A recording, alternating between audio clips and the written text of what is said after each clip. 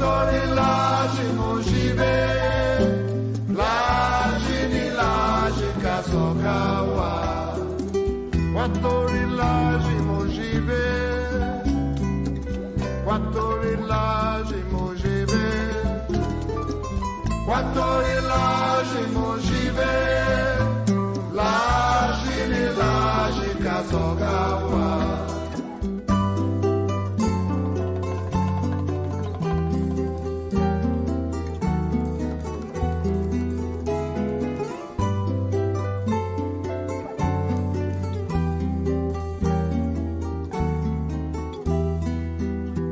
Mushima, wow, Mushima, wow, Mushima. Mushima, wow, Mushima, wow, Mushima. Ewangamba wanga wamye, Kangibeke Mbasantana. Ewangamba wanga wamye, Kangibeke Mbasantana. Quattori Laje, Mojibe, Quattori Laje, Mojibe, Quattori Laje, Mojibe, Laje ni Laje, Kasokawa. Quattori Laje, Mojibe, Quattori Laje, Mojibe, Quattori Laje, Mojibe, Laje ni Laje, Kasokawa.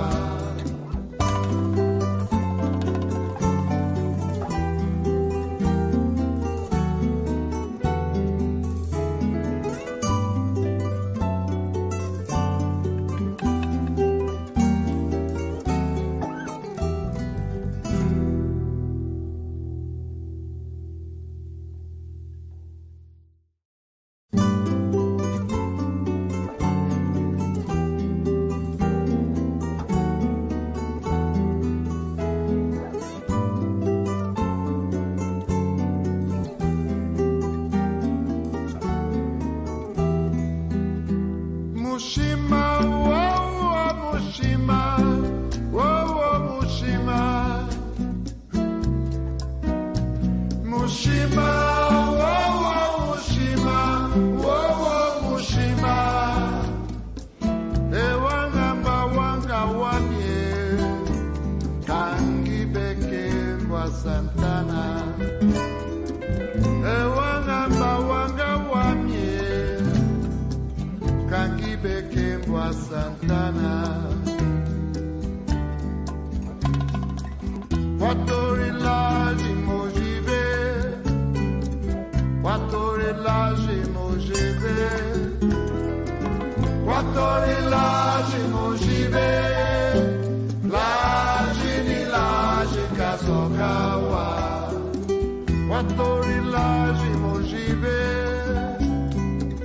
Quattori Laje, Mojibe, Quattori Laje, Mojibe, Laje ni Laje, Kasokawa.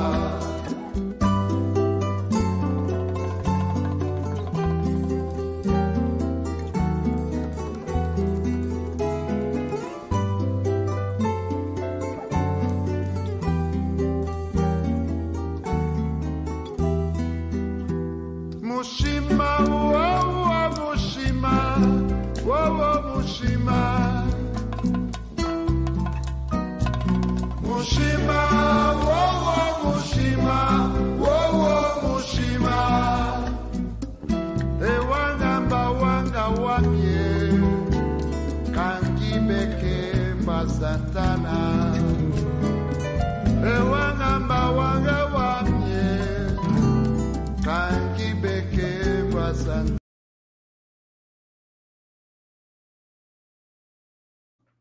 Olá, boa noite, boa noite, boa noite a todos, todas e todes.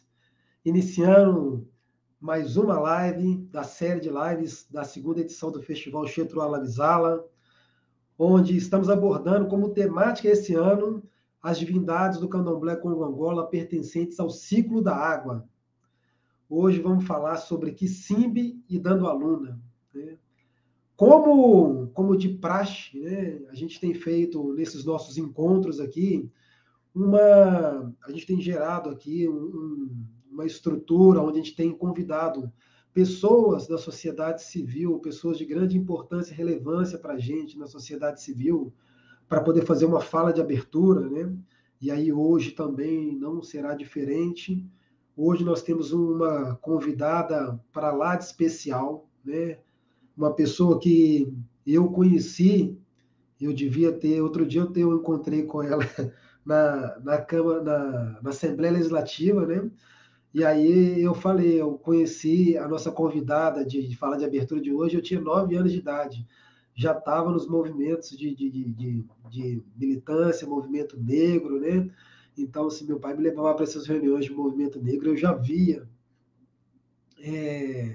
Macaé Evaristo lá, né? Macaé, Nilma, Macota Celinha, essa turma é da velha guarda, né? E hoje poder contar com a possibilidade de uma participação dela nessa fala de abertura, para mim é muito significativo, não somente pela representatividade que ela é enquanto mulher negra, enquanto potência feminina, mas também por ser uma pessoa que está diretamente nos representando na Assembleia Legislativa, né? A gente tem ainda hoje, infelizmente, uma curta minoria, né? Nos representando nesses espaços de poder, né? E poder saber que pessoas como Macaé alcançaram, estão lá sendo porta de abertura para essa nova geração que está vindo, para a gente, para mim, é muito relevante, para a gente é muita potência, e eu acho que é o importante. Até falei isso outro dia com a Nilma, né? Nilma, Macaé, ela está fazendo parte de um pacote que eu tenho comigo como prateleira de cima, né, cara? E acho que é muito bom sempre a gente ter assim, o gabarito traçado em cima, que vai sempre forçando a gente ser sempre melhor, né? Sempre alcançar o nível delas, né? Então, Macaé, muito obrigado, minha irmã, como a gente diria aqui, né? Meu Zambia Quatessá, meu muito obrigado pela tua disponibilidade. Eu sei que a agenda é ultra, mega, super corrida, né? Você poder ceder um pouquinho desse tempo, desse seu valioso tempo, né? Para a gente aqui é uma coisa que engrandece muito, nos ajuda, nos fortalece, né? Nos une, né? E eu sou muito grato por essa predisponibilidade e por toda a trajetória que você tem feito em prol do nosso povo. Boa noite. Boa noite. Eu agradeço muito o convite para participar com vocês desse momento e começo aqui cumprimentando, né, todos os organizadores, todas as pessoas que têm contribuído para essa segunda edição do Festival Chetrua Lavisala, né, e que tem como tema, né, o ciclo das águas. Eu queria também agradecer as palavras carinhosas e parabenizar o Tata Caçulembe, Cambondo e Chicarangoma, pertencente à comunidade tradicional de povos de terreiros Congo-Angola, Casa de Cultura Lodeia Pará, e idealizador desse evento, né? E dizer assim, primeiro assim da minha alegria, mas também assim, da minha extrema responsabilidade de compartilhar esse momento com o Tata Laércio de Lemba, né? Agradecê-lo muito, dizer que aqui das Minas Gerais somos muito gratas, estamos muito felizes com a sua participação. Eu acho que assim, é importantíssimo essa iniciativa, né? E hoje, especialmente, né, essa reflexão que teremos em homenagem a Quisimbe e Dandalunda, 2 orixás, né, das águas, numa semana como essa, em que a gente comemora o Dia Mundial do Meio Ambiente. E eu fiquei refletindo muito, né, pensando o que eu poderia dizer dessa abertura, e eu queria muito chamar a atenção, né, que há muito tempo os povos originários, os povos tradicionais, os povos de comunidade, religião de matriz africana, desde sempre, né, nós tivemos esse cuidado e uma relação diferenciada com a terra. Né? Eu acho até que eu não estaria mentindo se eu dissesse que nós fomos e somos, né, os primeiros ambientalistas, no sentido de que há muito na nossa memória, na nossa ancestralidade, nós sempre cuidamos das águas e das florestas. Né? Nós sabemos que nós não vivemos sem a terra, nós não vivemos sem as plantas. E, neste momento, né, infelizmente, nós passamos ainda por um momento em que essa questão da terra se agravou sobremaneira, especialmente no nosso país, aí nos últimos 5, 6 anos. Né? E passamos, e alguns povos, né, vamos lembrar aqui a situação dos Yanomamis, situação semelhante a um genocídio. Né? Quando eu digo que essa lógica de exploração total da terra, né, coloca em questão a própria existência dos povos originários e de nós, povos e comunidades tradicionais e de religiões de matriz africana. Né? Essa lógica ela é perversa, porque essa tentativa de exploração máxima do planeta coloca em questão o nosso jeito de viver, a nossa relação com a Terra e a nossa existência. Por isso, eu fico pensando, a explicação por tantos ataques e tantas violências, como que nós estamos vivendo. Né? Uma lógica que pensa a exploração, o mercado em primeiro lugar e as vidas, né? As diferentes formas de vida. E aqueles povos que não pensam a terra como um espaço da exploração, né? Mas compreende outras formas de ser e de viver nesse planeta, nossas vidas também passam a ser ameaçadas. Né? E aí, mais importante ainda, um seminário como esse, né? Porque ele nos chama ao discernimento, nos chama à sabedoria, nos chama a retomar os saberes da nossa ancestralidade e mudar nossa maneira, né? E cutucar aí, no sentido de repensar a nossa maneira de ser sociedade.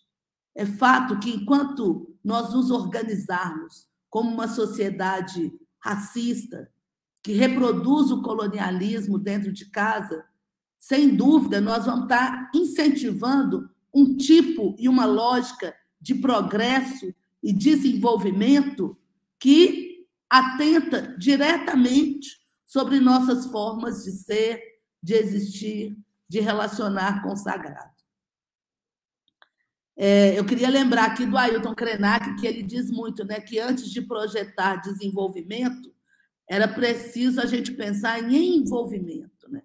Em envolvimento maior com a questão ambiental, com a questão territorial, com a gestão do território, com a questão das bacias hidrográficas que estão sendo privatizadas, destruídas, depredadas, né? Enfim, aquilo que os conservadores chamam de patrimônio comum e que, para nós, está ligado ao nosso jeito de ser e de existir. Eu não sei se o Tata Laércio acompanha um pouco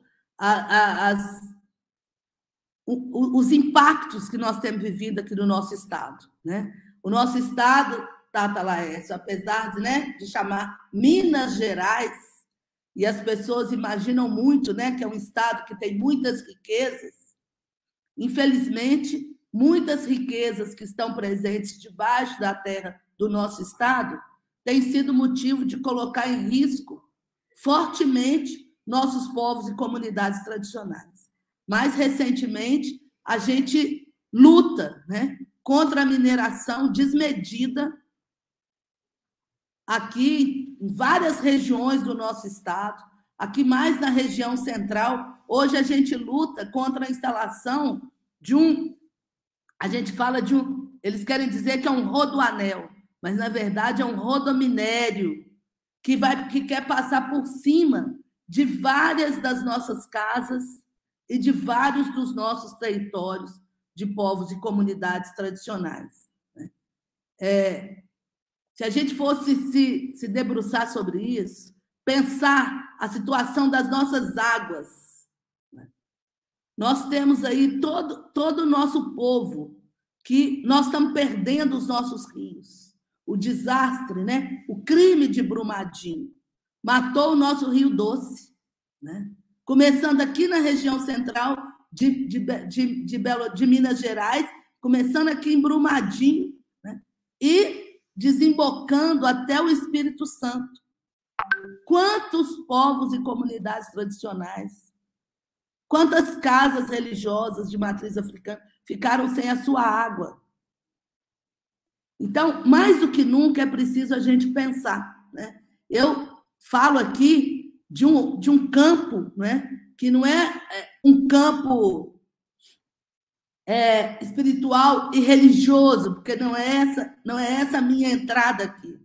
Mas eu venho aqui para dizer da importância, né, da gente dialogar para nos fortalecermos, inclusive para nos instrumentalizarmos para uma luta que nós temos que fazer, né? Mais especificamente no âmbito da Assembleia Legislativa, a gente tem atuado, e aqui não sou apenas eu, nós somos hoje, na Assembleia Legislativa, 4, né? Nós somos 4 mulheres negras, deputadas do campo progressista, que atuamos na pauta de defesa de povos e comunidades tradicionais. Então, a gente vem trabalhando com 2 agendas prioritárias. Uma, a construção do Estatuto da Igualdade Racial para Minas Gerais. Porque várias agendas já regulamentadas no âmbito federal, elas não estão, né, nem inscritas na legislação do nosso Estado, na Constituição Estadual, muito menos sendo efetivadas pelos governos. Então, o Estatuto hoje é uma agenda importante e, principalmente dentro do Estatuto, a gente precisa tratar da liberdade religiosa, que é um aspecto que a gente sofre muito também aqui no Estado, né? Nossas casas religiosas, nossos templos religiosos sofrem frequentemente ataques, né? E a gente ainda tem, do ponto de vista institucional, muito pouca guarida e proteção.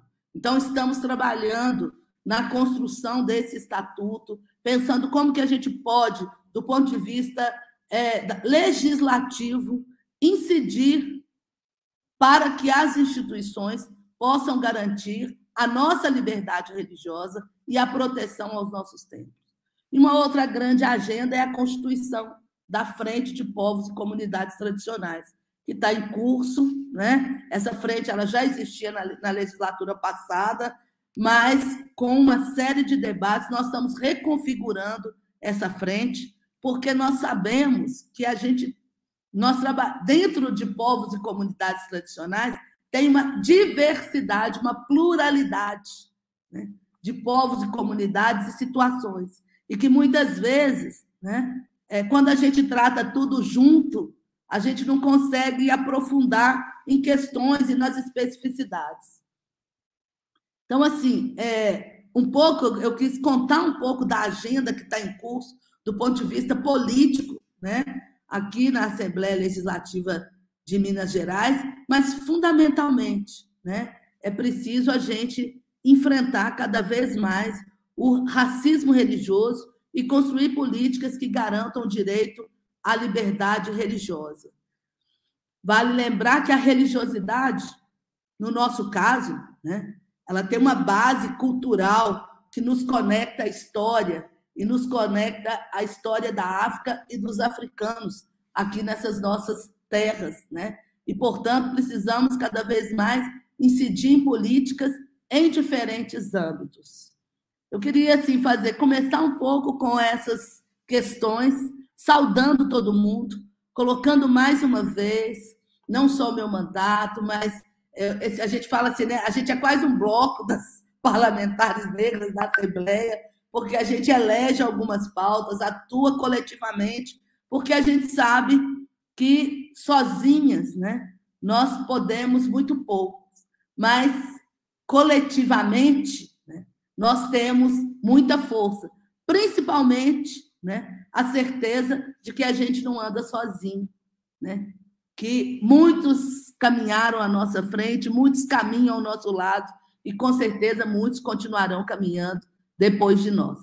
Eu agradeço mais uma vez o convite, desejando assim uma excelente noite para todo mundo e eu não posso deixar de agradecer aqui a nossa querida, linda intérprete de língua brasileira de sinais. Feliz porque a gente está tendo aí essa oportunidade de um diálogo tão rico, inclusivo, acessível para todo mundo. Obrigada, Tata Caçulembe, um prazer, viu? Show! Macaé, eu acho que assim, tem coisas que eu tenho comigo, que tem coisas que a gente não agradece. A gente sauda a ancestralidade, né? E aí eu queria dizer isso a você, assim, eu saldo a sua ancestralidade, a minha, para que a gente continue somando, né? Já te disse que você é uma grande representante do nosso povo no espaço legislativo e a gente espera que você possa fazer mais e representar Minas mais, né? Quem sabe aí, federal, senadora, governadora, a gente precisa de gente nossa. A minha fala naquele dia lá, eu falei, é isso, ó. Aqui tá cheio de jovens, 16 anos, 15, daqui a pouco vocês vão exercer o direito do voto. Vocês precisam votar em pessoas que representam as nossas pautas, que entendem as nossas dores e lutam pelas nossas lutas. É isso. Eu sou muito grato aí a tudo que você tem feito pela gente. Beleza? Muito obrigado, querida. Forte beijo. E aí, pessoal, dando sequência na nossa palestra de hoje, né? Eu vou adicionar aqui o nosso convidado da noite. O nosso convidado da noite é ninguém mais, ninguém menos que Tata Laércio. Tata Laércio é assim, eu estava até falando com ele aqui nos bastidores, a gente conversa de vez em quando, assim, bate um papo com mensagens eletrônicas e tal, né? E aí eu estava fazendo uma confissão para ele um pouquinho antes da live começar, onde eu disse para ele que eu fui um cara que comecei a estudar cultura banto mais ou menos em 90, 92, né? Meu pai tinha ido para Angola e ele começava a relatar coisas lá. E eram coisas que ele falava, cara, isso está num universo tão distante, isso está numa perspectiva tão distante, que você não encontra informação, você não encontra quem fala, você não encontra pessoas para dialogar, né? E aí eu fiz uma confissão para ele que em 90, quando eu começo a fazer buscas sobre melhor entendimento da cultura banto, dos poucos materiais que eu encontrei, os materiais de Tata Laércio estavam lá disponíveis, sabe? Assim, conclusões que eu pude chegar anos depois, porque eu estava seguindo um caminho e ele já tinha trilhado aquilo ali, né? Que eu acho que essa é a grande nobreza do mais velho, né? Quando eu começo a buscar essas informações para poder chegar a conclusões, ele já tinha percorrido aquele caminho há muito tempo, né? E aí, uma outra coisa que eu acho importante falar, que sempre em nossas conversas, eu falava muito com ele, falou, Tata, pô, seria legal a gente tentar colocar mais informações para as pessoas poderem buscar, acessar, né? E ele sempre dizia uma coisa para mim, assim, que é uma frase que eu guardo, assim, mentalmente, que ele sempre me dizia assim, Caçulembe, eu cheguei num momento da vida de que eu estudei tanto e que eu tive um grau de entendimento tão satisfatório que no passado eu já não tinha interesse, agora menos ainda. Então eu não tenho desejo de proselitismo, eu não tenho desejo de ficar explicando, mostrando tal. E aí eu tô reforçando essa frase, não é para dizer que ele não quer compartilhar, não, sabe assim? É para dizer o quão valoroso se torna esse convite para a gente hoje, e essa aceitação dele, né? A partir do momento em que ele já tem como uma concepção particular, não ficar fazendo live, contando, falando, né? E aí, quando eu venho com uma proposta de um convite, de uma possibilidade de fala, ele entende o que é a proposta, ele sensibiliza com o meu pedido e aceita, né? Então, assim, eu sou grato demais por ele ter aceitado o convite, né? Eu sou grato por todo o caminho que ele abriu para quem hoje busca algum entendimento da cultura banto. Eu, esses dias, coloquei no meu Instagram um trecho de uma entrevista que ele dá no programa, acho que é da Cor da Cultura, alguma coisa assim.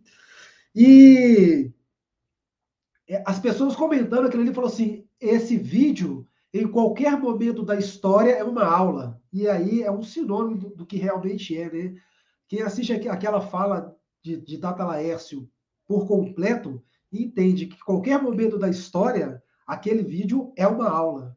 Então, meu Tata, meu Macuyu ao senhor, meu Zambe Aquatessá, meu muito obrigado por ter aceitado o convite, por ter se colocado à disposição. Eu sei que não é muito o formato que o senhor gosta, não é um formato muito que o senhor cultua, mas o senhor acabou aceitando aí esse convite. Eu sou muito grato por isso, né? De poder estar compartilhando isso com várias pessoas, né? Fazer isso poder chegar em várias pessoas. Está com o senhor a palavra, Zambe Aquatessá. Tá mutado o microfone do senhor aí? O microfone está baixo?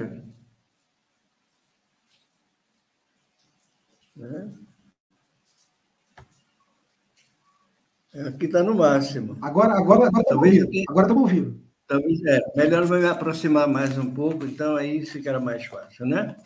Bem, eu quero então agradecer a você, Tata Caçulembe, pela lembrança do meu nome, né? Eu que já me afastei dessa lida de participar de seminários, palestras, porque eu acho que a minha mensagem já foi dita. E eu faço essa leitura quando vejo o Facebook, tanta gente se orgulhando de ser angoleiro, quando nós começamos numa época em que as pessoas tinham vergonha de ser angoleiros, né? Então, ela dizia, eu sou angoleiro, mas tenho um santo de Quito. Então, é como se precisasse ter um santo iorubano para poder valer alguma coisa. E hoje eu já vejo a coisa diferente. Quando nós nos encontramos, foi justamente nessa fase em que estávamos lutando pelo orgulho de ser angoleiro, né? E foi justamente na Casa de Angola, e foi, por coincidência, eu conheci seu pai. Você era um garoto, não me chamou a atenção, desculpe, na época não me chamou a atenção, mas a figura do seu pai, sim, e aquilo ficou muito forte em mim, porque parece que o ministro da Cultura de Angola teria dito, eu não sei se ele era o ministro da Cultura, ou se uma autoridade angolana teria dito que Dandalunda não existia, que em Angola ninguém sabia o que era Dandalunda. Aquilo me deixou profundamente irritado, não poderia interrompê-lo, e aí sugeri a Xavier Vatan, que foi o organizador do encontro, em Zila Kunazambi, que fizesse um novo encontro ali mesmo, naquele local, né, para que eles respondessem perguntas. E assim foi feito, e realmente ele terminou pedindo desculpas, porque eu perguntei o que é que vamos fazer com tantos anos de devoção, de culto a Dandalunda que se faz aqui no Brasil. E ele, então, se desculpou e tal. Bom, isso ficou... E eu vejo essa coincidência agora de você me chamar e me dar como tema Kisimbi Dandalunda. Eu quero cumprimentar os outros participantes que eu tive a oportunidade de ouvir, que eu conheço apenas o Walter Dincucci, Tata Walter Dincucci, que eu conheci num seminário em São Paulo, quando eu, surpreso, vi que ele também lutava lá no Rio de Janeiro por essa valorização do povo chamado angoleiro. Ele, como autodidata, inclusive, para mim foi uma surpresa. E depois, ao ser criado o Septop, eu saí por esses Brasis afora, buscando angoleiros para falar da nossa proposta. Muito bem, isso foi provocado por Pierre Verger, quando afirmou que nós não tínhamos língua própria e nem deuses próprios. Como que o povo milenar não teria isso, né? Bom, isso provocou e fez com que eu procurasse, na época que eu estava recente, muito mudado para Salvador, procurasse Tambalacimbe, Ronaldo, do Tanuri Jussara, que foi feito no Tanuri Jussara, e que tinha uma casa aqui em Mussurunga. Casa essa que me chamou a atenção, porque ele só cantava Angola, do princípio ao fim. E eu achei, eu não conhecia outras, não era conhecido ainda aqui em Salvador, e achei que ele seria a pessoa que poderia me ajudar a levantar essa bandeira. E realmente foi o que ele fez, me apresentou a Tata Emetério, filho de Benzinho, a Mutaimê, a Cota Valdina, e nos encontramos no CEAL, no Pelourinho, e ali, então, resolvemos criar este movimento para responder àquele insulto de Pierre Verger. Bem, dito isso, nesse périplo que eu fiz pelo Brasil, divulgando esse CEPTOB, quer dizer, o Centro de Estudos e Pesquisas das Tradições de Origem Banto. Porque quando eu me vi diante do universo banto, eu vi que era impossível fazermos um resgate das tradições banto. Era o universo. Uma vida inteira não seria possível para fazer isso. Carlos Eastman viveu 47 anos no sudoeste de Angola. Escreveu 2 compêndios e, no fim, ele diz, e eu não vi tudo. Imagine. Então, eu percebi, né, o universo que estava diante de mim e, olhe, esquece isso e vamos ver o que é que ficou aqui no Brasil. E aí, por isso, é que o centro era de estudos das tradições de origem banto, não das tradições banto. Bom, e aí encontrei Walter e fui à casa de Walter, no Rio de Janeiro. E quando ele me apresentou orgulhosamente o livro de M.L. Rodrigues de Areias, editado pelo Instituto de Antropologia da Universidade de Coimbra, escrito em francês. E ele me mostrou aquilo orgulhosamente porque aquele livro, neste livro, detalhava pormenorizadamente o ingombo, ou seja, o nosso oráculo. Então, a vaidade e a alegria era o que não precisávamos de Ifá, porque nós tínhamos o ingombo. Não para utilizar, porque isso se perdeu no tempo, claro, mas pelo menos sabíamos que havia um oráculo na região Congo-Angola. Isso nos deu muito orgulho e muita vaidade. Esse livro ele se chama Les Symboles Divinatoires, onde descreve, como eu disse, todas as peças pormenorizadamente, tamanho, formato, foto, desenho, impressionante. Bem, quero também enaltecer a excelente palestra feita por Avelino, e que muito contribuiu para que conhecêssemos a religiosidade de um dos povos originários, essa religiosidade que foi massacrada pelo cristianismo. E a ponto dos povos originários, muitos não lembrarem mais de sua própria língua. E, apesar de me sentir lisonjeado pela lembrança e honrado pelo convite, eu confesso que realmente relutei um pouco, pois nada mais polêmico do que falar de religião, né? E é uma coisa que eu não pretendo realmente criar nenhuma polêmica. Aproveito também para enfatizar que qualquer coisa que seja dita por mim aqui, ela é apenas, não pretendo pontificar, ela é apenas fruto de reflexões durante esses 60 anos de convivência dentro do candomblé. Foram muitas idas e vindas. Achava que tinha encontrado a verdade e depois, lá na frente, eu vi que estava tudo errado e tinha que retornar e voltar do zero. Foram muitos anos. E mais, eu digo uma coisa a vocês, se vocês quiserem pesquisar sobre o candomblé, não vão para a África, não. Vão para a Europa. Porque é lá que está tudo que os nossos antepassados tinham. Vão a Bruxelas, no Museu do Congo, vão a Berlim, tem lá o Museu da África. Se vocês forem a Paris, do mesmo jeito, o saque foi imenso. Eu acho que pouca coisa restou. Pelo que eu encontrei lá na Europa, acho que pouca coisa restou. Principalmente levando em conta a erradicação que os colonizadores fizeram. Vocês terem uma ideia, era proibido, dando cadeia, até o ano de 1975, falar qualquer língua nativa em Angola. Isso me foi dito por um diretor de uma prisão lá em Angola. E ele me garantiu isso. Que até 1975, muita gente foi presa por falar língua nativa. Então, a coisa era muito séria. Muito bom.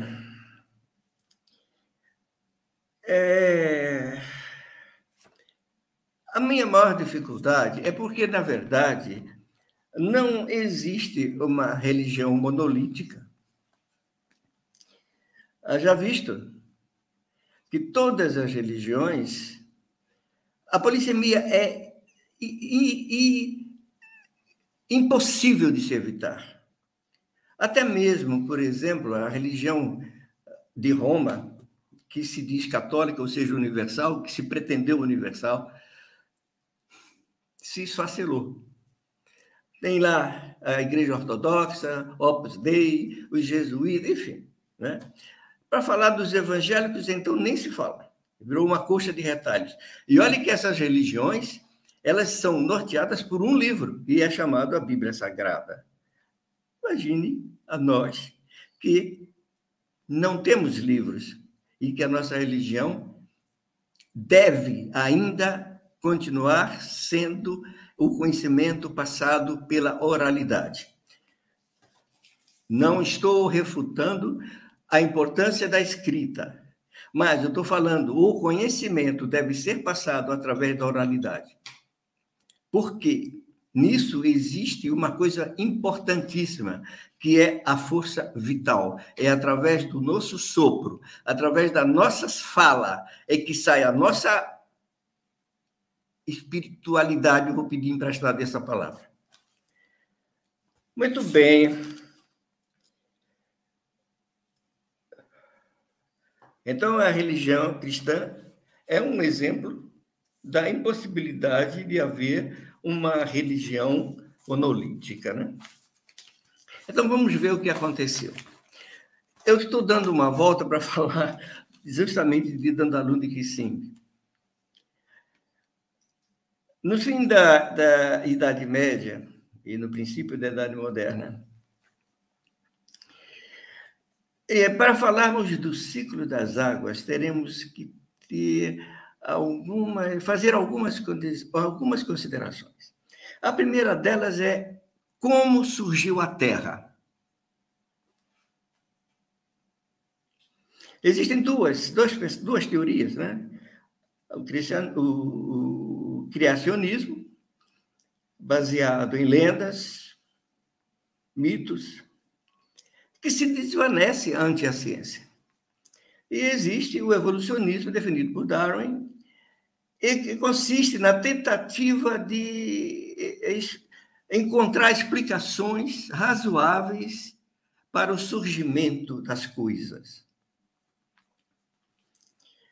Os nossos ancestrais, diante dos fenômenos da natureza, pasmavam-se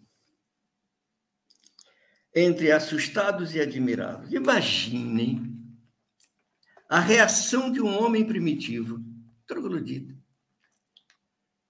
diante de um raio, ao ouvir um trovão, diante da força dos ventos, do infinito avistado no horizonte, diante do mar, que chamavam de Calunga. Então, como eles não tinham explicação, tudo aquilo era uma manifestação de deuses. Tudo para eles era uma coisa sobrenatural. E o que diz a ciência? Diz que há 5 bilhões... Olha, isso que eu vou dizer a vocês não é coisa da minha cabeça, não. Vão no YouTube, no Google, que vocês vão encontrar como surgiu o planeta Terra. Então, ela diz que há 5 bilhões de anos, poeira e rocha se aglomeraram para formar a Terra. 4 bilhões e 500 milhões de anos, a Terra era incandescente. E isto sempre me intrigou, porque isso é antigo, não é coisa moderna, não.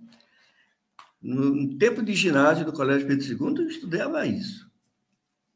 E eu perguntava, mas se a Terra era incandescente, como surgiu a água? Como surgiram os oceanos? Não tinha resposta. Agora, recentemente, um filho de santo, na live que eu faço para dentro da nossa casa, me mandou uma coisa que saiu no YouTube muito interessante, que é justamente explicando como surgiu o planeta Terra. Então, agora, a ciência criou uma teoria lançada, evidentemente, baseada em dedução, mas principalmente em estudos científicos sérios. Não é lenda, não é? Então, vamos lá. O que diz a ciência hoje sobre isso? 5 bilhões de anos atrás, a Terra era uma massa magmática e incandescente, que no decorrer dos milhões de anos foi se esfriando, formando uma camada rochosa. Calcula-se que 3 bilhões e 900 milhões de anos atrás, uma chuva de meteoros, durante 20 milhões de anos, ininterruptamente caía sobre a Terra, trazendo, nesses meteoros, cristais de sal e, dentro deste, gotas de água. Cada gota do oceano pode ter bilhões de anos a 700 milhões de anos. E aí, daí, formando os oceanos. Isto é ciência, meus amigos. Não é invenção minha. E nem mito. O Google compara a Terra ao abacate. A casca é a crosta da Terra. A polpa seria o manto. E o caroço, o núcleo, ainda incandescente. Sabendo, então, que a água veio de fora, inclusive os telescópios modernos que estamos lançando, já descobriram agora, recentemente, água num satélite de Saturno. Então, a água veio lá de fora. A água não é natural da Terra. Ela não surgiu na Terra. Ela foi durante 20 milhões de anos. Essa é a atenção sobre isso. Então, sabemos todos que só há vida onde há água. Sabemos também que 70% do nosso corpo humano é composto de água. Os nossos antepassados não sabiam explicar essas coisas, mas sabia a importância que a água já tinha para a sobrevivência de todos os seres. Isto posto, permitam-me abordar outro aspecto da nossa religião, o histórico. Os povos colonizados pelos reis papistas, ou seja, Espanha e Portugal, tiveram um tratamento diferenciado dos europeus não papistas ao colonizar a África. O que isso importa? Durante as minhas pesquisas, li no Gabinete Real de Literatura do Rio de Janeiro uma bula papal em que dizia, bula era o decreto papal, né? Uma bula papal que dizia: explorem os metais preciosos, as pedras preciosas, mas acima de ouro e prata, mas acima de tudo, convertam estes biltres textualmente. O que aconteceu então no fim da Idade Média e princípio da Idade Moderna? Os negros congo-Angola, trazidos, muitos já haviam convertidos ao cristianismo. Fala-se até de um pau do esquecimento em que os negros tinham que dar 9 voltas em torno antes de embarcarem para esquecerem de sua terra, de sua língua. De sua... Este rito, aliás, eu encontrei em Cuba, num terreiro que eu visitei. Todas as pessoas, para entrarem, tinha lá um cruzeiro, e que todas as pessoas, para entrar, tinham que dar 9 voltas em torno daquele cruzeiro. Perguntei ao pai de santo lá por que daquilo ele não soube explicar. Mas eu me lembrei daquele pau do esquecimento. Agora, que negros eram trazidos de Congo e Angola? Os jovens. Os negros e negras mais jovens. Meninos, crianças, adolescentes. Os velhos não interessava. Era uma mão de obra inútil. Então, que conclusão chegamos? Onde estava a sabedoria nos velhos? Onde estava o conhecimento das práticas religiosas nos velhos? Onde estava o conhecimento sobre os medicamentos, a fitoterapia, que hoje chamamos de fitoterapia, com os velhos? Então, os negros Angola-Congo vieram para cá, os jovens, aqueles que nada sabiam a esse respeito.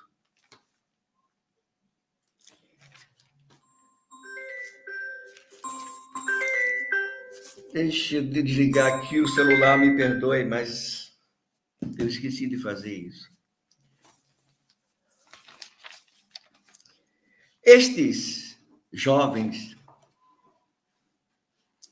que foram convertidos a ferro e fogo, como preconizava o padre Antônio Vieira, o grande orador da igreja, perderam a sua fonte de saber, da sua religiosidade. E restaram apenas as lembranças das práticas feitas por seus pais, avós, bisavós, seus mais velhos. E aqui, em plena Inquisição, criaram o que passou a se chamar de calunduns e os seus praticantes de calunduzeiros. Com a interdição do tráfico negreiro feito pelos ingleses, leiam Alberto Costa e Silva e saberão os verdadeiros motivos pelos quais os ingleses proibiram o tráfico negreiro. Tem nada de humanidade na história. Com esta interdição, veio uma última grande leva de iorubanos e sudaneses, ou seja, Afonso, para Salvador, que era a capital da colônia, no fim do século XVIII. Verger também pontua isso. E havia uma grande diferença entre a colonização feita pelos reis papistas, Portugal e Espanha, e os não papistas. Exemplo disto é não terem os protestantes nenhum interesse na conversão dos negros, e nem tampouco a sua evangelização. Os missionários que vinham da Inglaterra ou da Europa para atender os ingleses, os colonizadores ingleses, vinham apenas para atender eles. Eles diziam, os bárbaros que fiquem com a barbárie. E, com isso, os iorubanos e sudaneses conseguiram conservar a sua religiosidade. Mas só que lá na África a coisa era feita diferente. Aquela região que Walter falou sobre isso, aquela região que cultuava o Xum era somente o Xum, aquela que cultuava somente Oxalá era só Oxalá, aquela que cultuava o Ogum era só Ogum, aquela que cultuava Xangô era só Xangô. Quando esses negros se juntaram aqui no Brasil, lá nas senzalas, houve a mistura. E aí foi quando, então, vamos dizer assim, que foi inventado esse modelo que chamaram de candomblé, que é essa religião. Então, vejam, enquanto os negros Angola-Congo esqueceram a sua religiosidade, porque isso foram séculos, né? Foram séculos. Foram esquecendo. Já os iorubanos vieram com tudo fresquinho.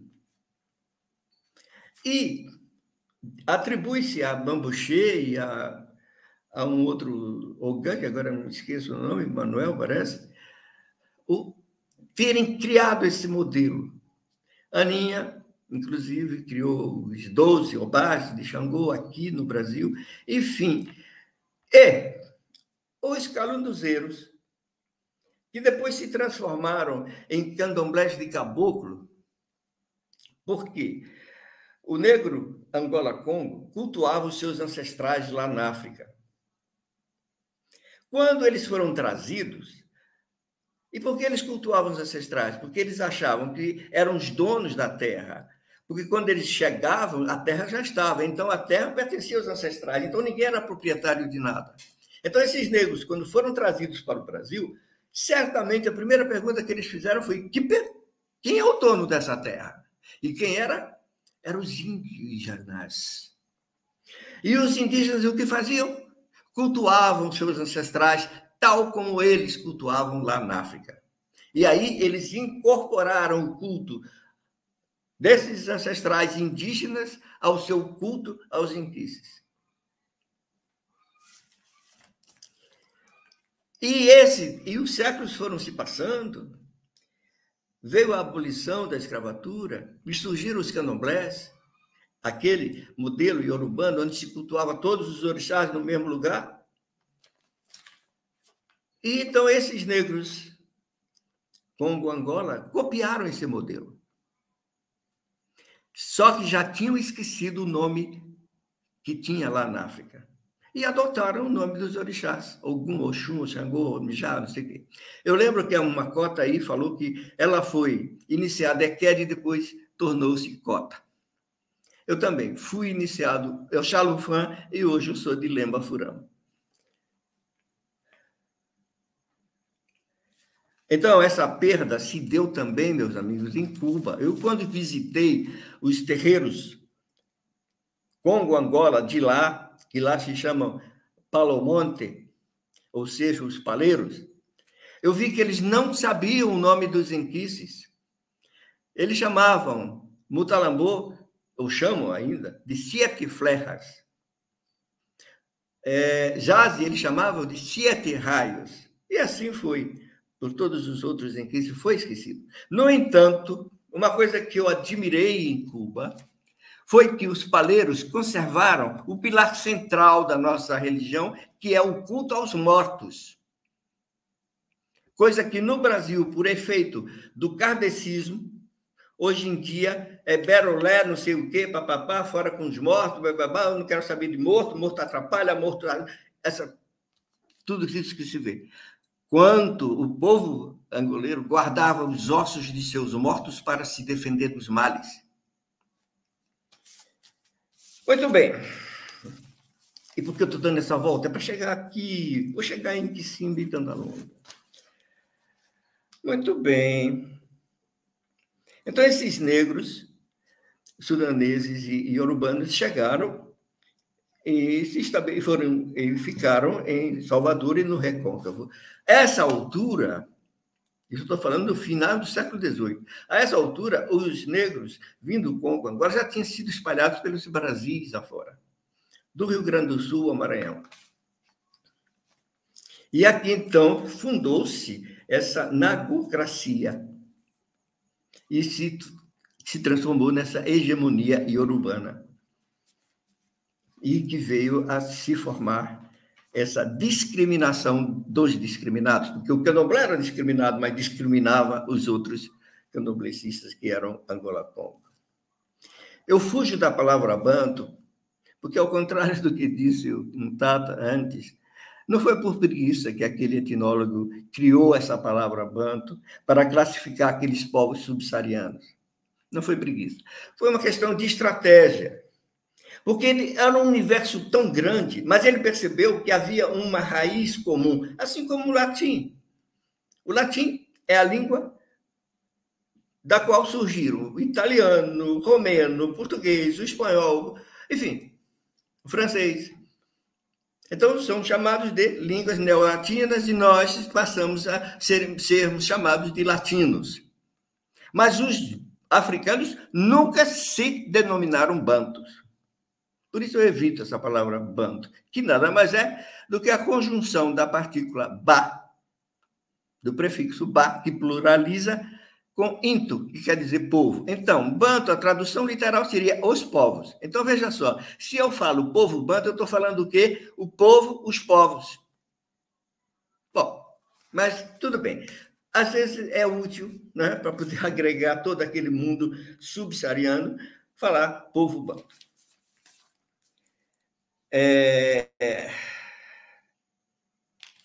Eu fiz algumas anotações, porque o assunto é tão extenso que realmente a gente termina se perdendo. Então, para evitar isso, eu fiz algumas anotações. Meu Tata, deixa eu fazer. Sim. Enquanto o senhor vai aí costurando aí, deixa eu colocar para o senhor duas coisas assim. Eu gosto muito de pensar nas poucas lendas que existem, poucas que eu digo assim, né, que estão no nosso alcance, no nosso conhecimento, né, da cultura banto. Eu gosto de pensar ela sempre numa visão não personificada, sabe? Não numa visão, uma pessoa com uma cabeça, 2 olhos, 2 braços e uma perna. E aí eu estava lembrando aqui de senhor falar da formação do mundo, né, da criação do mundo. Eu me lembrei aqui de uma lenda dos povos Chokwe, que é exatamente a lenda, faz parte, é um trecho da lenda da criação do mundo, da perspectiva dos povos Chokwe, que eles falam que Zambi cria uma divindade para trazer a moralidade ao mundo, né, que eles chamam de Luzunzi. E aí eu quero recortar somente esse trecho, né, porque Luzunzi vem, na perspectiva dos Chokwe, para poder trazer a moralidade, aonde nesse relato, que a gente não sabe o quanto ele está colonizado ou não, ele fala que a Terra, né, o mundo perdeu, o mundo não tinha separações, não tinha discernimento, tudo pertencia a tudo, a qualquer lugar, a qualquer momento, né? E aí Luzunzi é uma divindade criada por Zambi, que ela vem para trazer a moralidade, ou vem para dizer assim, você, o teu espaço é esse, você, o teu espaço é esse, você, o teu espaço é esse. E aí isso me remete, de vez em quando, um pouco, à ideia de que Luzunzi pode estar, pensando numa visão, numa perspectiva mais lúdica, né? Luzunzi pode ser exatamente essa figura que veio na criação, enviada por Zambi, na criação do mundo, aonde tira o mundo dessa bola de fogo e começa a colocar cada elemento no seu devido lugar, né? Essa moralização, vamos falar assim, da Terra, né? Bem, veja, primeiro que eles não tinham ideia de mundo, não tinham ideia de planeta Terra. Mundo para eles era onde os olhos alcançavam, e as pernas também. Isso era o mundo, né? Isso é a primeira coisa. E segundo, fala-se muito da pobreza mítica, mas eu acho que pobreza mítica dos bantos, eu acho isso uma grande idiotice, porque, na verdade, não há pobreza mítica dos bantos, apenas os povos Congo-Angola não tinham deuses antropomórficos como os iorubanos e os fons, como os romanos, como os gregos. Por isso, eu me recuso a usar a palavra divindade. Eu acho que nós não recebemos, não entramos entrando. Divindade, eu acho que é uma pretensão das pessoas, sabe? Eu receber uma entidade? Não, tenho que receber um Deus. E aí, taxa esse nome de divindade nos inquices. Por quê? Segundo todos os relatos, claro, relatos que não são fidedignos, mas de Raul Cícero Avantuna, que é o que nós temos, de Redinha, fala textualmente que os inquices não são considerados deuses, porque os povos Congo, Angola, eram monoteístas. Ora, se nós somos monoteístas, como é que vamos falar de divindade? Divindades, né? Eu acho isso incoerente. Mas, então, voltando ao que eu estava abordando, que eu não quero deixar de falar do que me trouxe aqui,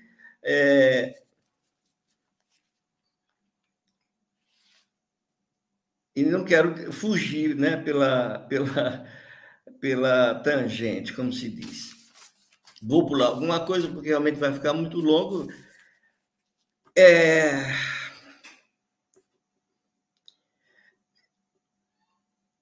Então, assim, copiando o modelo Nago-Vodun, eu, por exemplo, fui feito de Oxalufã, né? Quando, em função desta luta, fomos resgatar as denominações que hoje as casas de Angola usam, eu vou fazer um recorte agora para me focar no tema que me foi dado. E dizer que é impossível para mim falar de Kisimbe e Dandalunda como duas coisas diferentes.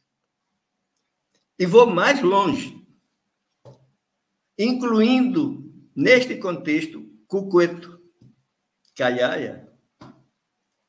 Apesar de ver certas saudações do que aqui é chamado de Angola-Paquetão, a vertente, que saúda Odai de Andalunda do Poço Fundo, Mamedo Nahari dos Altos Montes e o Fundo.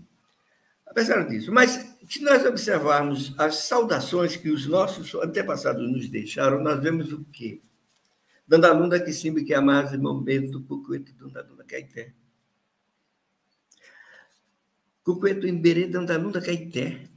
Olha que mistura. Kisimbe que amase Dandalunda Caeté. Entende? Quer dizer, parece-me que os nossos antepassados tinham consciência que a água era uma só. Fosse do fundo do poço, fosse do rio, fosse da cachoeira, fosse do mar, fosse da chuva, era uma só. E mais. Agora vou pegar um pouquinho pesado, me perdoe. Mas eu acho que está na hora de nós deixarmos de ser uma religião de superstição, uma religião mitológica, porque não precisamos disso. Dizer que Angorô é o arco-íris, pelo amor de Deus, não me façam mais isso. Porque qualquer garoto, segundo, eu não sei como chama, né? Mas no meu tempo chamava de ginásio, qualquer garoto de ginásio sabe explicar o que é o arco-íris, que é uma ilusão de ótica. E como é que eu vou dizer que aquela ilusão de ótica é um Deus?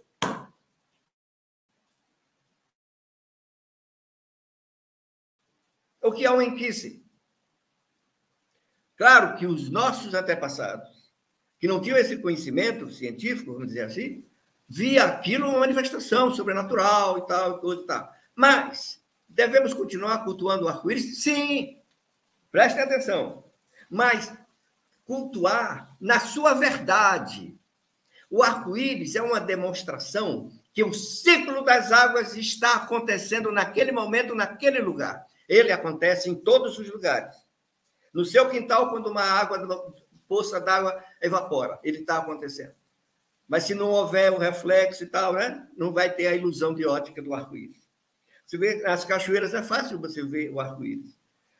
Agora, dizer que aquilo é um Deus, pelo amor de Deus, não façam isso. Olha o que eu disse, pelo amor de Deus. Mas é exatamente isso. O arco-íris, o Ongorô, era o arco-íris para eles. E para nós deve ser cultuado sim. Porque o que é que nós estamos cultuando? O ciclo das águas, que é o que nos dá a vida.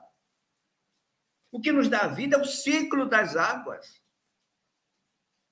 E eu não posso, meu amigo, sinceramente, meu Tata Caçulembe, falar dessas divindades, porque para mim não são divindades, são as forças da natureza. E não posso falar de como sendo coisas diferentes. Elas se tornaram diferentes no Brasil por força do sincretismo iorubano, que aí sim, como disse Walter, Iemanjá era do rio, do lago, e aqui virou do mar, por força até da Umbanda, lá no Rio de Janeiro, acredito. Né? Então virou rainha do mar, loura, cabelos louros, manto azul e branco. Tudo bem. Oxum é do rio, das águas doces. Por quê? Porque lá era cultuado no rio Oxum. E aqui virou de todos os rios de água doce. Não sei o quê. Então, eu acho que está na hora. A religião é uma coisa dinâmica. E não sou eu que vou encabeçar isso, não. Mas é bom que todos reflitam sobre isso. Ao invés de estarmos, se a nossa religião é dinâmica, em vez de estarmos inventando chapéus de cozinheiro, de mestre cuca, para botar na cabeça de pai de santo, vamos pensar nessas coisas. Vamos nos livrar dessas superstições. Vamos nos livrar desses mitos. Ou melhor, vamos manter, mas sempre dizendo, isso é um mito. E não, isso é verdade. Porque até a Igreja Católica já está abandonando Adão e Eva, porque ninguém mais pode acreditar em Adão e Eva. E como é que nós vamos ficar acreditando nessas baboseiras como verdade? Vamos acreditar que é uma lenda, como eu acredito, em Branca de Neve, Rapunzel. Tudo bem, é lenda, maravilha, são lindas. Mas não são verdade. E era isso, esse é o apelo que eu quero deixar aqui. Essa reflexão. Nós não precisamos nos tornar uma religião mítica e muito menos étnica, porque essa já foi para o buraco há muito tempo. No momento em que suspenderam Roger Bastide, Joana, a francesa Gisele foi feita, raspada na Guameia, a religião étnica foi para o brejo, meu amigo. Engraçado que todas as religiões querem se universalizar. Só a nossa que quer permanecer uma religião étnica. Estou falando em causa própria? Estou, porque minha pele é clara. E eu não preciso andar com um camafeu com a fotografia do meu avô negro para justificar eu estar no candomblé. Porque eu não estou no candomblé porque sou negro, como também não estou em nenhuma outra religião pela cor da minha pele. Eu estou numa religião que atende e responde às minhas perguntas, coisa que o cristianismo não responde, nenhum deles, nem o espiritismo, nem a católica e nem os evangélicos. O budismo também não me respondeu. A única religião que respondeu às minhas perguntas foi a nossa religiosidade. E essa religiosidade despida desse cristianismo. Uma religião que não tem céu, que não tem inferno, que não tem um Deus lá de cima apontando o dedinho, você está fazendo errado, você fugiu da tabuada naquele dia, que não tem pecado. É essa religião que me respondeu às perguntas. E é essa religião que diz, Zambi não é um ser que está fora, assistindo isso tudo que estamos passando. E nós, e nada foi feito para o homem. Isso, para mim, foi a maior das revelações. Quando me disseram, dentro dessa religiosidade, nada foi feito para o homem foi feito também. Então, a manga não foi feita para você chupar. O feijão não foi feito para você comer. Você é um predador. Tudo foi feito. Então, quando o negro via uma árvore e abraçava na irmã dele, isso para mim foi uma revelação. Fukuyama, quando esteve em Salvador, eu assisti uma palestra dele no terreiro de Jeringuê, dessa vertente Paquetã, em que ele dissertou sobre Enzila. E eu fiquei maravilhado. Oh, mas é isso que é Enzila? Que maravilha! Que gente... Quer dizer, os negros estavam anos-luz da teosofia, cosmovisão eurocêntrica. Eu me maravilhei com aquilo. Agora, evidentemente que... Aí onde está, meu querido? Percebi. Você sabe que eu fui um grande lutador dentro da Casa de Angola. Para isso, eu fui chamado para ser conselheiro cultural, não sei o quê. Muito bem. Tem, acho que 20 anos que lá não vou, porque depois de Álvaro Pacheco só vieram cretinos para tomar conta daquilo aqui. Mas o que eu quero dizer é que fiquei maravilhado com essa religião e fui vendo o quão podre, cruel, perversa era essa religião cristã. E estou dizendo, não é só o tempo da Inquisição, não, tá? Depois da Inquisição e continua. E até hoje, porque Putin é cristão.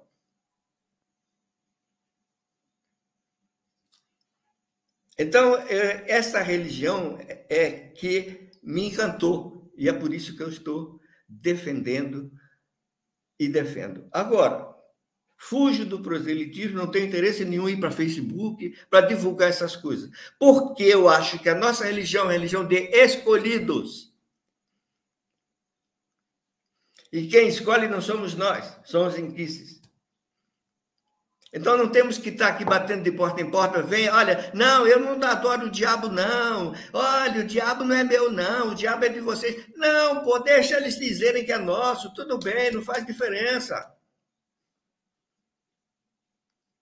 Porque os escolhidos vêm, eles vão, eles chegam.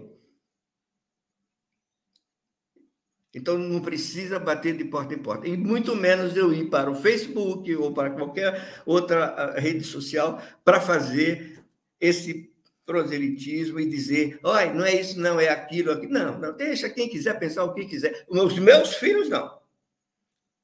Os que são iniciados em minha casa sabem o que eu penso e como cheguei a essa conclusão. Tenho aqui uma grande biblioteca. Mas não foi ali que eu aprendi as coisas só, não. Ali, inclusive, eu aprendi a distinguir o certo do errado. Eu via assim, olha aqui, tirando as carribas, que, inclusive, por força da repressão, os livros dele não é como o de Guimarães Rosa, que transcrevia o falar dos sertanejos, não. Uma parte dos livros deles era o português que os angolanos falavam, aquele português todo atrapalhado, e a outra parte, o português castiço, porque se não fosse assim, não seria publicado. Mas os outros, Raul Assus Antuna, esse que eu falei, Carlos Istman, José Redinha, você espreme, tira 2 gotinhas de verdade. Eu não sei também até que ponto os negros também não passavam as verdades para eles, ou eles deturpavam as verdades que os negros, por acaso, passassem. Não sei se meu tempo já acabou, eu me dou por satisfeito. Vocês é que sabem. Ah, não, ó, foi assim, eu sempre digo para o senhor, né, a gente conversa com alguma frequência, né? Conversávamos mais, agora o tempo tem sido mais escasso, mas eu sempre digo que as conversas com o senhor são sempre esclarecedoras, né? Esclarecedoras no sentido de gerar um estado de inquietação, né? De vamos pensar sobre, de vamos processar pensamentos sobre sobre essas linhas de raciocínio, né? Sobre o que pensamos e o que fazemos. É isso. Nós estamos aqui com algumas perguntas. Eu vou começar a abrir para o senhor aqui algumas perguntas aqui que o pessoal fez. As perguntas estão das mais variadas, né? Vamos lá. Deixa eu ver. Vou começar aqui, ó. É uma pergunta, mas um comentário, né? Nossa, você estava falando isso hoje com meu filho mais novo, que o cristianismo não me fazia sentido, principalmente por apresentar a ideia de que o mundo foi feito para o homem. Isso é de uma presunção, né? E demais, hein, minha amiga? Dizem ainda que o homem foi feito à semelhança de Deus. Então, esse Deus é uma grande porcaria, viu? Porque, pelo amor de Deus.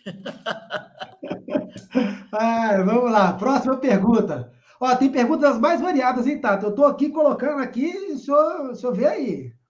Opa, peraí. Deixa eu trocar aqui, eu cliquei errado aqui, peraí. Qual a relação espiritual no candomblé brasileiro com as existências dos LGBTs? Deixa eu te dizer uma coisa, sabe o que eu costumo dizer aqui? Para o inquice não interessa o que se passa do umbigo para baixo. Boa. Vamos lá, vamos seguindo aqui. Evandilo, qual a liturgia que o Tata segue? Qual a Indange? Eu falei, acho que no início, mas acho que se você quiser responder de novo, eu já tinha falado lá, mas se você quiser responder de novo... Eu fui feito por Sinavuru, Emerenice Santos. Ela se chamava Sinavuru, era filha de Joãozinho da Gomeia. E quando Joãozinho da Gomeia morreu, então teria que tirar a mão de Vumbi. E aí procurei no Rio de Janeiro um lugar para ela tirar essa mão de Vumbi. Teria que ser uma casa de Angola, porque quem me colocou dentro do candomblé foi um caboclo. E naquela época o Queto rejeitava, exorcizava caboclo. Né? Hoje não, até Exu, Tranca-Rua, tem tudo lá, né? Mas antigamente, caboclo, nossa senhora, nem pensar. Então eu não podia, né, entrar por um terreiro que não fosse Angola. E não achei nenhuma casa de Angola. Veja bem, tinha o Tubajussara, tinha a Caçula, tinha não sei o quê, mas tinha umas restrições, não sei o quê, até que Valdir de Oxumaré, figura memorável, disse lá que eu conheço uma casa que é Angola pura, mas é lá em Salvador. Isso era numa terça-feira, às 9h da noite. À meia-noite estava eu dentro do carro, junto com ele, caminhando para Salvador. Tamanha era a minha ânsia para poder encontrar um lugar para que eu trouxesse a minha mãe de santo na ocasião, para tirar a mão de Vumbi. E daí isso foi feito. E aí, como não se faz Vunge, ela foi feita de Vunge erradamente por Joãozinho da Gomeia. Vunge não se faz, e ela era de Dandalunda. E no bate-folha, então, ela foi feita de Dandalunda. Só que meu pai era um homem ético, João José da Silva, Joca, Tata Nebangi, ele, sabendo que ela era minha mãe de santo, e tendo feito ela, tendo que fazer ela, fez dentro de um baquice, e o nome, tudo foi feito lá dentro. E quando ela saiu com os 18 anos que ela tinha na ocasião. Meu Tato, então, só aí, isso é importante agora, viu? Aí, o que aconteceu? Gomeia era uma coisa, uma salada, uma mistura de tudo com tudo. Bate-folha tinha uma certa seleção. E eu disse a Sinavuru na ocasião, eu vou seguir o ritmo, aí sim, a liturgia do bate-folha. E é o que eu faço. Agora, notando-se que não pude contar com o bate-folha quando eu entrei na luta de resgate das nossas tradições, qual seja, não usar palavras urbanas, não usar os termos, não usar o nome dos orixás, o bate-folha continuou usando. Eu aqui, aí, em comum acordo, sem haver uma dissidência, sem haver briga, conversa, digo, olha, eu vou seguir por aqui, porque eu estou numa luta aqui fora, né? Lutando pelo Angola aqui fora. Não posso estar falando em Ogum, Iemanjá ou Oxum.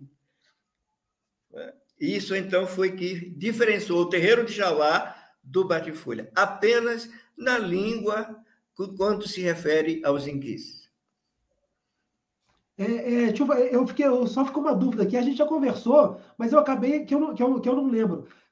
Quando Sinavuru ela é iniciada novamente lá no Bate-Folha, ela manteve a Digina? Manteve a Digina? Sim, não. A Digina que ela tomou foi de Andalunda. Só que quando ela chegou no Rio, ela que era conhecida como Sinavuru, ela manteve o Sinavuru. Entendi. E poucas pessoas. Eu fui o primeiro filho dela. O primeiro, foi eu que fiz ela mãe de santo, não foi ela que me fez filho de santo. Eu a fiz mãe de santo, ela não era mãe de santo. E ela fez o meu santo na minha casa. Tá. Meu Tata, deixa eu fazer uma pergunta para o senhor aqui. Partindo dessa perspectiva que o senhor colocou, de que a água é um elemento único, né? A gente tem esse entendimento, né? Qual a perspectiva do senhor, por exemplo, para a divindade Telecompenso? O que eu sei de Telecompenso é o seguinte. Inclusive, Telecompenso é mencionado numa cantiga de Dandalunda. É isso? Telecompenso, né? Dandalunda. Telecompenso era uma cobra gigantesca. Na verdade, uma sucuri, talvez. E quando essa cantiga era falada, era justamente cuidado com Telecompenso, que está aí no reino de Dandalunda. Então, hoje, já sei que ele é considerado um inquice, não sei o quê, tudo bem, não tenho nada contra. Eu nunca farei Telecompenso na minha casa, tá? Porque eu tenho esse entendimento, conheço essa história, conheço essa... A mesma coisa é Caramuce. Foi perguntado isso a Walter, e eu quero dizer a você que Caramuce foi uma coisa que eu encontrei nos tais terreiros que se dizem Paquetã. E, curiosamente, eu achei interessante, sempre fui um homem muito curioso e nunca dono da verdade, eu quis saber o que era Caramuce. E o pai de santo não sabia o que era Caramuce. E quando eu vi, eu não sei, minha mãe é que fazia, eu fiz Caramuce, tudo bem. Quando eu vi Caramuce dançando, estava dançando igual ao Obá. E eu tinha intimidade bastante com esse Tata e chamei ele e vem cá, cara. Aquilo ali é Obá. Se você está defendendo o Angola e você bota um santo com o nome de Caramuce dançando a dança de Obá, pelo menos você deveria inventar uma dança para Caramuce. Olha, eu vou investigar, eu vou pesquisar e vou lhe trazer quem é Caramuce. Fiz isso. E foi justamente naquela época, meu caro, do Nsila Kunazambi, em que eu levei esse pai de santo para que ele mostrasse o que era Paquetã. Que ele tinha vergonha de se apresentar, porque não falava um português bonito e tal. E quando eu consegui a pesquisa, que eu descobri o que era Caramuce, de onde vinha, e fui levar para ele, Nsila Kunazambi, ou Caramuce, me mostrou que ele era uma pessoa antiética e descobriu uma grande traição. Então, o papelzinho que eu levei debaixo do braço, dizendo quem era Caramuce, eu trouxe de volta. Não sei se ele já descobriu quem é Caramuce, mas Caramuce realmente é um inquice, como existem 300 inquices. Então, dizer que não existe é idiotice.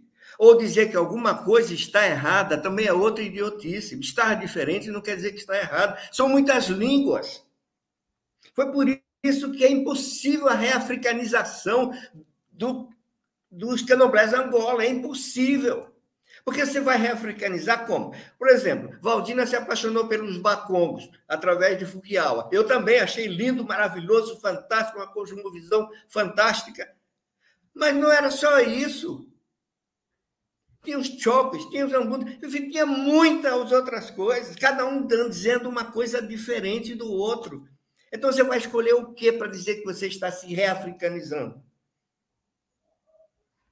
Você até pode ser Você pode até reafricanizar um terreiro jeje, que é meio complicado, porque jeje... Ah, meu Deus! Jeje eles são essencialmente familiares, são clãs. Tá? Mas os urbanos até você pode, até, tudo bem, concordo que seja, consiga reafricanizar alguma coisa, mas como é que você vai cultuar Oxalá, cultuar Exu, cultuar Ogum, cultuar Iemanjá, tudo ali dentro do mesmo lugar? Como é que é isso? Que reafricanização é essa? Deixa eu fazer para o senhor uma pergunta. Por exemplo, o senhor comentou agora nessa reta final da fala aí, que assim, não existe dizer que alguma coisa está errado, ou não está pura, tal, não é um bom caminho, né? Não é algo plausível. Mas aí, quando o senhor coloca, por exemplo, que a crença que hoje está instaurada aqui, que Kissimbe é uma divindade, Dandalunda é uma outra divindade, que cada passagem dessa, para a gente hoje, está instituído como, vou falar divindades, não, que eu sei que é um termo que o senhor não gosta, mas que são como energias diferentes, e aí o senhor diz que não existe essa perspectiva, mas isso não é um ponto contraditório? Não, porque quando eu falo de divindade, eu estou falando da vaidade humana, em que não aceita receber uma entidade, uma energia, o que nome que queira dar. Ela está recebendo uma divindade. Então, ajoelhem-se todos, porque eu estou recebendo uma divindade. Então, isso é fruto da vaidade humana. Agora, quando eu digo que é tudo uma coisa só, eu estou me baseando na ciência. Entendi. Vamos lá, mais uma pergunta, meu Tata. Kissimbe entra no aspecto de Ankita ou Enkice na sua visão? Acho que ela quer falar Ankita. Minha querida, é homem ou mulher que está fazendo essa pergunta? Deixa eu voltar aqui. Homem, Everton Moreira. O Everton, a Ankita é uma entidade que não tem nada a ver com Kissimbe nem com qualquer outro Enkice. É isso. E para ser cultuado é preciso que haja um espaço físico, ou seja, é preciso que o terreiro tenha uma mata.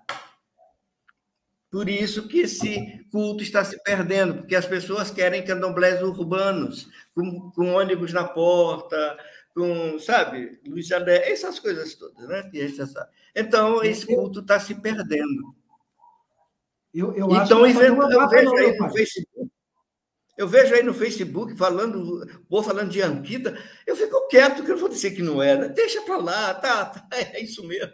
Mas não é nada daquilo que estão dizendo. Deixa eu dizer para o senhor, eu acho que não é só a questão do espaço não urbano, não. Eu acho que tem que ter o conhecimento também, porque senão o que não vai ter... Não, sim, claro, mas para poder executar, você tem que ter o espaço. Exato, eu concordo. Então não adianta eu passar para você o conhecimento se você não tem o espaço para fazer. Entendeu? Fato.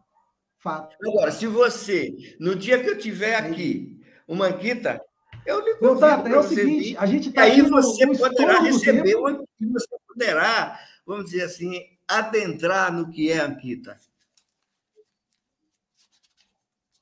Entendeu? Você não precisa pertencer à minha casa. Basta que eu tenha confiança em você, que você saberá manter os segredos. Entendi. Vamos lá, última pergunta, meu Tata, que a gente está chegando no tempo para estourar ali. Vamos para a última pergunta aqui, para a gente poder partir para o encerramento. Sobre a utilização das mucange, o que o senhor tem a dizer? Olha, meus amigos, deixa eu dizer uma coisa a vocês. Se vocês forem à Europa, eu já disse a vocês vão ver o que eles levaram para lá. Tem lá as roupas dos inquices, como é que eles eram vestidos, etc. e tal. Então, o que acontece é o seguinte, assim como os fons fazem aquele negócio que fica rodando e não sei o quê, para dar a impressão que aquilo é sobrenatural, na verdade, ali tem um homem ali debaixo.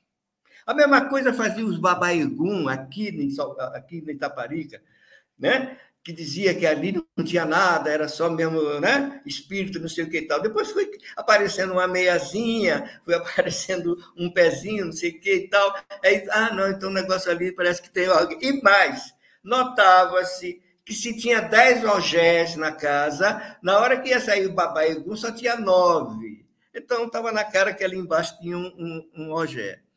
Bom, isso é uma das coisas. E essa mucanja é o seguinte, os negros usavam realmente aquelas figuras para amedrontar. Era um bicho-papão. Era através do medo que se instalava o poder. Os sacerdotes tinham que usar o medo para poder manter o poder. Aliás, todos os sacerdotes, desde os de Jerusalém até o Papa. O medo sempre foi a grande arma das religiões. E os negros usavam aquelas máscaras, sabe, para espantar. E aqueles negros inocentes, ingênuos, ficavam muito assustados, muito apavorados, não sei o quê. Mas aquilo... E aí viram e aí estão copiando. É uma grande...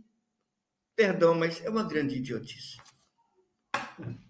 Meu Tata, chegamos aí ao nosso time. Eu novamente vou agradecer ao senhor pela predisponibilidade do tempo, por compartilhar um pequeno pedaço desse vasto conhecimento que o senhor tem, dessa grande busca que o senhor fez ao longo dos tempos, que o senhor acumula, que o senhor tem com o senhor, né? A gente já falou no início da live que o senhor tem uma posição muito firme hoje, que é uma posição de não ter interesse em ficar falando nada para convencer ninguém, né? Estudei, conheci, tenho as minhas verdades, e cada um que busque as suas, mas eu fico muito honrado de saber que o senhor abriu uma exceção para poder compartilhar dessas verdades conosco, desses estudos que o senhor fez ao longo do tempo. Como eu disse para o senhor, assim, quando eu comecei a estudar cultura banto, lá em 1990, dos poucos materiais que eu encontrava de pessoas aqui no Brasil, esses poucos eram do senhor, né? Senhor Walter, Itana, né? Então, assim, era uma quantidade limitadíssima de conteúdo, né? E aí, poder estar hoje aqui dividindo um pouco esse espaço com o senhor, para mim, é uma honraria, é uma satisfação, né? Então, meu Zambi Aquatessá, meu Macuyu, se o senhor quiser deixar as considerações finais aí, está com o senhor. Vou sim. Fazer um apelo a todos os pais e mães de santo que estiverem me ouvindo. Cotas. Por favor, louvem o arco-íris, louvem Angorô, mas não digam que o arco-íris é um inquice. Porque aí nós estaremos caminhando em terra firme. Não haverá evangélico que possa dizer que nós estamos mentindo. Não haverá católico, não haverá ninguém para dizer que é mentira. Porque nós já sabemos que é uma ilusão de ótica. E ser uma ilusão de ótica não quer dizer que não seja uma manifestação da natureza. Eu acho que com isso eu resumo tudo mais. Eu estou falando de Angorô como exemplo, mas aí entra Jazi, entra todo mundo, todos os inquices, ok? Boa noite a todos e muito obrigado mais uma vez, viu, Cassolene? Zambi Aquatessá, Tata. Auito.